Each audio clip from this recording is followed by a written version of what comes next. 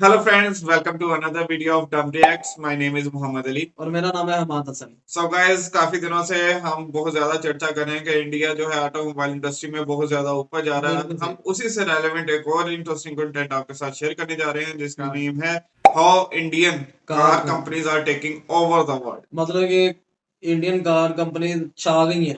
बिल्कुल ठीक है, जी, इसका पूरी मतलब दुनिया ये में है छा गए हुए हैं वो। कि उन्होंने कैसे वर्ल्ड को टेक ओवर किया है। बिल्कुल मतलब कि इतने कम अरसे में अली भाई, बिल्कुल। सो मैं गाइस, हैरान हूँ। ये जो कंटेंट है ये गौरव ठाकुर ने अपलोड किया है। सो गाइस, बिल्कुल। आपने इनके चैनल को लाइक सब्सक्राइब शेयर जरूर और करना है। इनका लिंक डिस्क्रिप्शन में है, प्लीज इनकी वीडियो जाके जरूर देखिएगा। बिल्कुल। और इसके साथ साथ अगर आपको हमारी वीडियो अच्छी लगे तो आपने हमारे चैनल को भी लाइक सब्सक्राइब और शेयर जरूर कर देना है। और बेल आइकन के बटन को दबाना मत भूलिएगा। सो गाइस, चलिए चलते हैं अपनी वीडियो की तरफ क्योंकि हमें आपको इंतजार करवाना बिल्कुल बिल्कुल पसंद नहीं। Hello friends, Gaurav here. और आज इंडिया ऑटोमोबाइल इंडस्ट्री में 4th पोजीशन पर है। इनफैक्ट एक आर्टिकल के अनुसार बहुत ही जल्द इंडिया 2nd पोजीशन पर भी आने वाला है। और ये क्यों पता है? वेल, इसके पीछे की मेन वजह है इंडिया में मैन्युफैक्चर होने वाली है कॉम्पैक्ट कार्स। आज अमेरिका, अफ्रीका, सभी यूरोपियन कंट्रीज बड़ी और लग्जूरियस गाड़ियों को कम करके इंडियन कॉम्पैक्ट कार्स को कंट्रीज में ऐड करने पर ज्यादा फोकस कर रही है। यहां तक कि निसान जैसी बड़ी जापानीज जायंट ऑटोमोबाइल कंपनी भी इंडियन मारुति कार्स को अगले 1-2 साल में जापान में लॉन्च करने वाली है। दैट मींस वो दिन भी शायद दूर नहीं है जब बड़े बड़े देशों की सड़कों पर BMW, मर्सिडीज जैसी लग्जूरियस गाड़ियां नहीं बल्कि मारुति, टाटा और महिंद्रा जैसी गाड़ियां दौड़ने लगेगी। सो क्या इसका मतलब यह है कि इंडियन कार सच में दुनिया भर के कार मैन्युफैक्चरिंग कंपनीज को डोमिनेट कर रही है? और अगर हां, तो क्या इसके पीछे इंडियन क्वालिटी है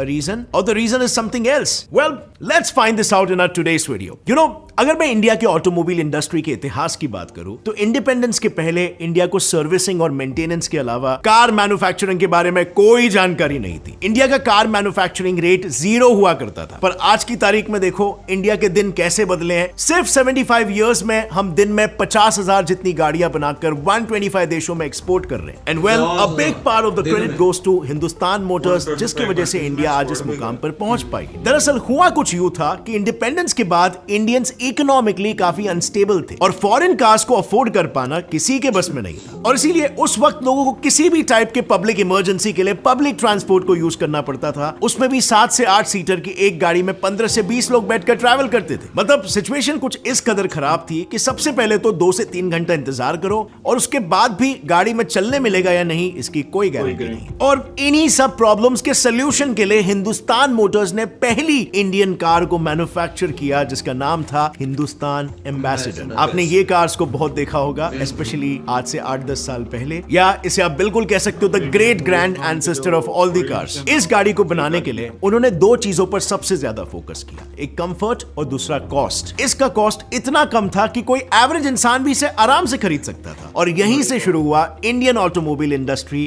का ये सिलसिला। हिंदुस्तान मोटर्स की सक्सेस को देखकर देखा देखी में कई सारी मैन्युफैक्चरिंग कंपनीज एस्टैब्लिश होना शुरू हो गई और ये सभी कंपनीज कार मैन्युफैक्चरिंग के लिए सिर्फ एक ही मॉडल को फॉलो करने लग गई। इनफैक्ट आज के तारीख में भी इसी मॉडल के बेसिस पर इंडियन और फॉरेन कार्स को मैन्युफैक्चर किया जा रहा है। सो इन कंपनीज का मॉडल एकदम सिंपल था, बेसिकली 3 इंपॉर्टेंट फैक्टर्स पर based. First factor R&D department, second engineers और थर्ड डिजाइनर्स। सबसे पहले कंपनी में मौजूद R&D डिपार्टमेंट सभी कार्स के रिव्यूज लेकर डिमांड, फीचर और डिजाइन पर रिसर्च करते थे। इस रिसर्च के बाद इंजीनियर्स ये मेक श्योर करते थे कि वो सभी सिस्टम्स कार में अपग्रेड या नए इंस्टॉल हो रहे हैं। और एक बार जब ये सिस्टम्स इंस्टॉल होकर फाइनलाइज हो जाते थे तो डिजाइनर्स लुक्स और बेसिक एरोडायनामिक्स को ध्यान में रखते हुए सिस्टम इंस्टॉलमेंट के अकॉर्डिंग कार का डिजाइन बनाते थे। और फिर लास्टली अलग अलग देशों से मैन्युफैक्चरिंग के लिए लगने वाले पार्ट्स को इंपोर्ट कराया जाता था और फिर स्टैंपिंग, वेल्डिंग और पेंटिंग प्रोसेसेस के बाद डन, कार बन के तैयार। तो ये तो थी कहानी इंडियन कार कंपनीज के इतिहास की, पहले की, जब वो शुरुआत कर रहे थे।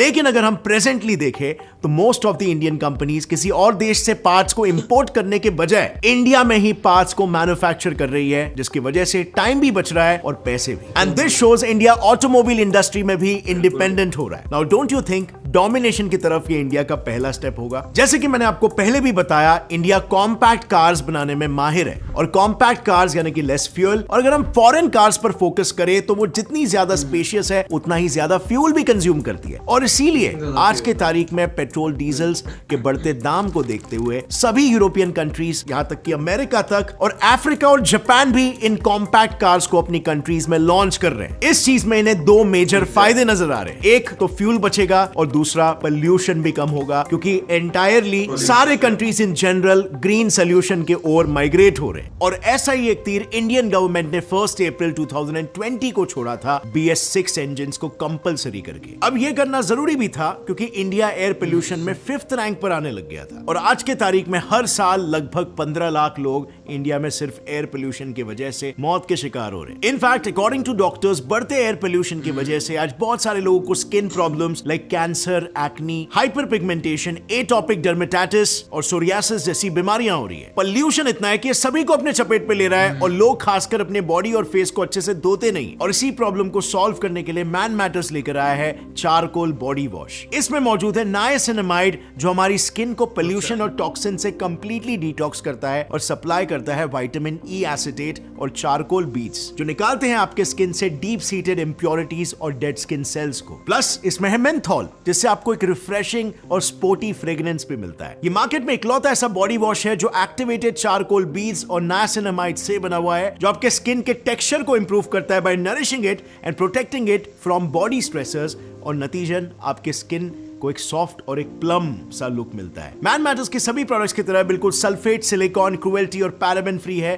तो अभी जाइए डिस्क्रिप्शन लिंक पर क्लिक करो और ऑर्डर करो charcoal body wash and use my coupon code for great discount. और फ्रेंड्स, मैन मैटर्स वेबसाइट पर आप फ्री डॉक्टर कंसल्टेशन भी बुक कर सकते हो एनी मेन रिलेटेड प्रॉब्लम के लिए। सो अगर आप एक लड़के हो और अगर आपको कोई भी प्रॉब्लम सता रहा है, कंसल्टेशन बुक करना, click on the link in the description below. और अब वापस आते हैं टॉपिक पर और बात करते हैं कि क्या रीजन है कि फॉरेन कंट्रीज में इंडियन कार्स को इतना प्रेफर किया जा रहा है। And let me also tell you, fuel और पोल्यूशन को कम करना सिर्फ ये दो ही रीजंस नहीं है जिसकी वजह से इंडिया और फॉरेन कंट्रीज में इंडियन कार्स को प्रेफर किया जा रहा है। इसके पीछे और भी रीजंस है। But let me ask you a question first. अगर आपको कार खरीदनी है फॉर इंस्टेंस, तो आपके दिमाग में क्या क्या चीजें आएंगी? Obviously cost, fuel efficiency, luxury और सेफ्टी। अब अगर मैं पहले फैक्टर को कुछ समय के लिए भूल जाऊं तो बाकी सारी चीजें आपको फॉरेन कार्स में भर भर के मिल जाएगी। और इसीलिए 3 से 4% इंडियंस फॉरेन कार्स लेने पर ज्यादा फोकस करते हैं। पर अगर मैं यहां पर कॉस्ट को इंक्लूड कर लूं तो आज के तारीख में ये चारों चीजें, ये चारों फैक्टर्स इंडियन कार्स प्रोवाइड कर रही है। एंड यस, वो भी एकदम रीजनेबल दामों में। डोंट फॉरगेट, इंडियन कार्स बनी है एक हाईली पॉपुलेटेड कंट्री में सभी को ट्रैवलिंग फैसिलिटी प्रोवाइड कराने के लिए without compromising on technology at the same time. और इस वजह से सिर्फ इंडियंस ही नहीं बल्कि 125 कंट्रीज इंडियन कार्स लेना प्रेफर कर रहे हैं। यहां तक कि अगर मैं सिर्फ मारुति की बात करूं तो इस इकलौती कंपनी ने last year 2 million foreign cars को बेचा है। अब ये कैसे, इसे एक एग्जांपल की मदद से समझाता हूं। फॉर एग्जांपल, आपको एक फॉरेन कार खरीदना है जिसका ऑन बोर्ड प्राइस है around 15 lakh. Just imagine. But you know, ये 15 लाख की एक गाड़ी खरीदने के लिए आपको उसके पहले 21.5 लाख कमाने पड़ेंगे क्योंकि उस गाड़ी का tax is 30% which is around 6,43,000 और $40,000 से ज्यादा प्राइस है तो कॉस्ट सीधा डबल हो जाएगा, यानी कि 100% इंपोर्ट टैक्स। और अब तक दूसरे चार्जेस भी बाकी है, excise, GST, road tax, registration, इन सब में जाएंगे आपके लगभग ₹5,20,000। चलो वो आपने गाड़ी खरीद भी ली तो उसमें फ्यूल का कॉस्ट होगा अराउंड 6,66,000। अब अगर इस ओवरऑल कॉस्ट को मैं कैलकुलेट करने जाऊं तो 15 लाख की गाड़ी खरीदने के पहले मुझे सबसे पहले 1 करोड़ जितने तो कमाने होंगे। एंड माइंड यू, इसमें मैंने अब तक कोई भी सर्विस टैक्स को ऐड नहीं किया। अगर वो इंक्लूड करूं तो 78,000 से लेकर 80,000 रुपीस पर ईयर सिर्फ सर्विस टैक्स होता है। But on the other hand, Indian cars का सर्विस कॉस्ट सिर्फ और सिर्फ 20 से 40,000 रुपीस होता है और वो भी 5 साल का। सो ये सब सुनने के बाद होपफुली आपको एक टेस्ट मिल रहा होगा कि व्हाई फॉरेन कंट्रीज में भी इंडियन कार्स को प्रेफर किया जा रहा है। अब यहां पर आप में भी ये सोच रहे होगे कि कॉस्ट कम यानी मैन्युफैक्चरिंग में लगने वाले मटेरियल्स में कुछ ऊंच नीच होगी, तो यहां पर आप गलत हो। You won't believe, foreign cars दिखने में लग्जूरियस, फैंसी दिखती हैं, पर कभी कभी उसमें यूज होने वाले मटेरियल्स काफी चीप, थिन और वीक एल्यूमिनियम के शीट से बनाए जाते हैं और इसीलिए अगर गलती से भी ये कार किसी कार से टकराती है तो पूरी चकनाचूर हो जाती है। On the other hand, Indian car manufacturing companies thin और वीक मेटल शीट्स की जगह पर स्टील को यूज करती है क्योंकि आपने इंडिया की सड़कें तो देखी होगी और वर्ल्ड बैंक के अनुसार इंडिया में हर 4 मिनट में एक एक्सीडेंटल डेथ होता है। और क्योंकि स्टील बाकी मेटल्स के कंपैरिजन में काफी स्ट्रॉन्ग होता है और उसकी टेंसाइल स्ट्रेंथ भी काफी ज्यादा होती है, इसीलिए एक्सीडेंट्स के बाद कार के ज्यादा डैमेज होने के चांसेस काफी कम होते हैं। पर ऑब्वियसली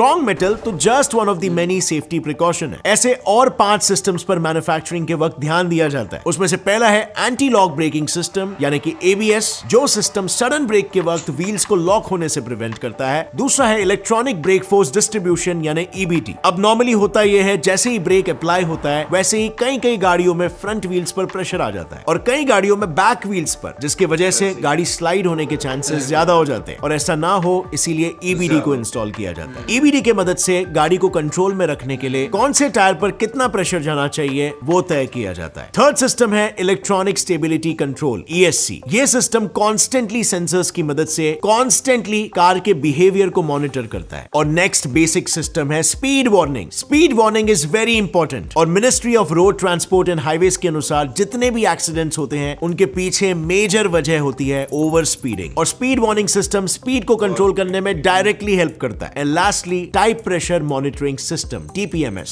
ये भी एक इलेक्ट्रॉनिक सिस्टम है जिसे टायर के रियल टाइम एयर प्रेशर को कैलकुलेट करने के लिए बनाया गया। और यही सब फीचर्स पाने के लिए आज हमें फॉरेन कार्स के लिए एक्स्ट्रा पैसे देने पड़ते हैं, जबकि इंडियन कार्स ये सभी फीचर्स हमें बड़े ही कम दाम में प्रोवाइड करा रही है। You don't trust me? Example के लिए महिंद्रा XUV 700 और मर्सिडीज को ही ले लो। इन दोनों कार्स को अगर आप कंपेयर करोगे तो दोनों के फीचर्स ऑलमोस्ट सेम ही है, पर अगर इनका प्राइस डिफरेंस देखोगे तो XUV का प्राइस है 27 लाख और वहीं टॉप नॉच मर्सिडीज का प्राइस है 2.71 करोड़। यानी आप ही कैलकुलेट कर सकते हो कि इन फीचर्स के लिए हमें कितना एक्स्ट्रा पैसा देने की जरूरत पड़ रही है। इनफैक्ट अगर एयरबैग्स की भी बात करें तो हर एक कार में 2 से 3 एयरबैग्स तो इंस्टॉल होते ही है, पर बढ़ते एक्सीडेंटल रेट को देखते हुए गवर्नमेंट ने सभी गाड़ियों में 6 एयरबैग्स कंपलसरी इंस्टॉल करने के लिए कह दिया है। अब अगर हमें 3 से ज्यादा एयरबैग्स मर्सिडीज में खरीदना है तो उसके $231 यानी पूरे 19,000 रुपीज पर एयरबैग आपको एक्स्ट्रा भरना पड़ेगा और XUV 700 में 7 एयरबैग्स आपको फ्री ऑफ कॉस्ट मिल रहा है। अब रही बात टेक्नोलॉजी की तो XUV 700 में टेस्ला कार में मौजूद मोस्ट ऑफ द फीचर्स है। I mean integrated dual HD super screen, Alexa built in integration, 3D sound technology and so on. पर अगर हम टेस्ला का प्राइस देखें there is again super high 1.5 crore. अब ये तो बिल्कुल ऑब्वियस है कि अगर एक कार कम कीमत में इतने सारे फीचर्स हमें प्रोवाइड कर रही है तो धीरे धीरे करके लोग भी तो ये रियलाइज करने लगेंगे, राइट? क्यों कोई टेस्ला, मर्सिडीज, ऑडी, BMW जैसी कार्स को खरीदेगा? और इसीलिए 2021 में इंडिया ने जर्मनी के मुकाबले 26% ज्यादा कार्स बेचकर जर्मनी जैसे ह्यूज ऑटोमोबाइल मेकर को पीछे छोड़ दिया और खुद 4th पोजीशन पर आ गया। और इंडिया को इस 4th पोजीशन पर लाने के पीछे जितना हाथ इंडियन मैन्युफैक्चरिंग कंपनीज का है उतना ही हाथ, या यूं कहूं उससे ज्यादा हाथ, इंडियन गवर्नमेंट का भी है। क्योंकि इंडियन गवर्नमेंट ने ऐसी 3 पॉलिसीज को रिलीज किया है जिसके बाद से इंडिया में सिर्फ इंडियन कार्स ही खरीदे जाएंगे। उसमें से सबसे पहली पॉलिसी है इंपोर्ट ड्यूटी। गवर्नमेंट ने इंपोर्ट टैक्सेस ही इतने हाई रखे हैं कि कोई भी गाड़ी को इंपोर्ट करने से पहले कार के ऑनबोर्ड प्राइस से डबल या ट्रिपल पैसे को पे करना पड़ेगा। सेकंड है स्क्रैपेज पॉलिसी। इस पॉलिसी के अनुसार इंडिया में जितनी भी 15 साल से ज्यादा पुरानी गाड़ियां हैं वो बेसिकली स्क्रैप हो जाएगी। और थर्ड है production linked incentive scheme. Basically इस स्कीम के अकॉर्डिंग जो भी कार मैन्युफैक्चरिंग कंपनी का प्रोडक्शन रेट सबसे ज्यादा होगा, जिसकी क्वालिटी सबसे अच्छी होगी, उन्हें हर महीने 18% का इंसेंटिव दिया जाएगा। एंड यू नो इस पॉलिसी के बाद से मारुति जहां पहले 3000 कार्स पर डे मैन्युफैक्चर करती थी वो अब इसके बाद से 200 गाड़ियां एक्स्ट्रा मैन्युफैक्चर करने वाली है। अब इस सब की वजह से इंडिया को 2 फायदे हो रहे हैं। सबसे पहले तो इंडिया के मैन्युफैक्चरिंग GDP में ओवरऑल 49% कंट्रीब्यूशन ऑटोमोबाइल इंडस्ट्री का हो जाएगा और दूसरा 32 मिलियन से 65 मिलियन जॉब्स अब अवेलेबल हो जाएंगे। अब इतना सब सुनने के बाद फ्रेंड्स, डोंट यू थिंक कि Indian automobile industry has a very promising future? और ज्यादा समय नहीं लगेगा जब हम देख पाएंगे दूसरे अच्छे कंट्रीज के अच्छे शहरों के अच्छे सड़कों में इंडियन कार्स को भी घूमते हुए। अगर इस वीडियो से आपको कुछ भी नया जानने मिला, एक लाइक जरूर ठोकना। Gets it fly fact channel को भी सब्सक्राइब कर लो और बेल नोटिफिकेशन दबाओ ताकि आगे आने वाली हमारी कोई भी वीडियो की अपडेट आप मिस ना कर सको। See you next one. Keep learning and keep growing. Jai Hind. हाँ जी फ्रेंड्स, गाइस, क्या समझे फिर आप लोग? है ना बात क्यों जापान से इंडिया ऊपर जा रहा है? सारा टोटली प्रॉपर एक्सप्लेन किया कि भाई फीचर्स के हिसाब से, वैल्यूज के हिसाब से, फ्यूल के हिसाब से, एफिशिएंसी के हिसाब से, ईच एंड एवरीथिंग इंडिया की जो कार्स है ना, जितनी भी टॉप की कंपनी है सबसे अच्छी जा रही है। और अली भाई देखा जाए सबसे ज्यादा ना, हम ना पाकिस्तान में हो, इंडिया में हो, ठीक है, हम सबसे पहले हम देखते हैं यार फ्यूल प्राइस। ठीक है यार, कौन सी गाड़ी ऐसी है जो फ्यूल कंजम्पशन कम कर रही है, ठीक है, वहां उसमें जाना पसंद करती है as compare to high prices वाली फ्यूल। बिल्कुल लग्जूरियस की तरफ लोग बाद में जाते हैं, खास तौर पे जो मिडिल फैमिली से मिडिल belong करते हैं। फैमिली से बिलोंग जो करते हैं। अपर क्लास फैमिली है वो लग्जूरियस देखती है ज्यादा, जो मिडिल क्लास फैमिली है वो ज्यादातर देखती है फ्यूल एफिशिएंसी। और मेरा ख्याल है दोनों मुल्कों में ना ज्यादा मिडिल क्लास फैमिली यानी भाई वो बिल्कुल ये मानना पड़ेगा बात को। और मिडिल क्लास फैमिली अफोर्ड के करती, ठीक है, गाड़ी अच्छी हो, कंफर्ट लेवल हो और फ्यूल मतलब कि कंजम्पशन बात कम वहीं हो। पर ही आ जाती है ना, हमारी सबसे पहले वो देखती है फ्यूल एफिशिएंसी, हाँ गाड़ी की फ्यूल एफिशिएंसी कैसी है। अगर कैसी फ्यूल है। एफिशिएंसी जैसी है तो उसका कंफर्ट कैसा है, उसका मॉडल कैसा है, उसका डिजाइन कैसा है, हाँ ये सारी चीजें मिडिल क्लास वाला बाद में देखता है, सबसे पहले देखता है फ्यूल एफिशिएंसी। बिल्कुल। लेकिन इंडिया जो है ऑटोमोबाइल इंडस्ट्री में वो टॉप पे, नो डाउट, अब तो फोर्थ रैंक पे है वो, आने वाले वक्त में होप्स और सेकंड या Second rank। फर्स्ट पे भी आ सकता है। हो सकता है नहीं जिस भाई, तरह से बिल्कुल वो हो सकता है। डेवलपमेंट को अपनी डेवलप कर रहे हैं हाँ ऑटोमोबाइल इंडस्ट्री को,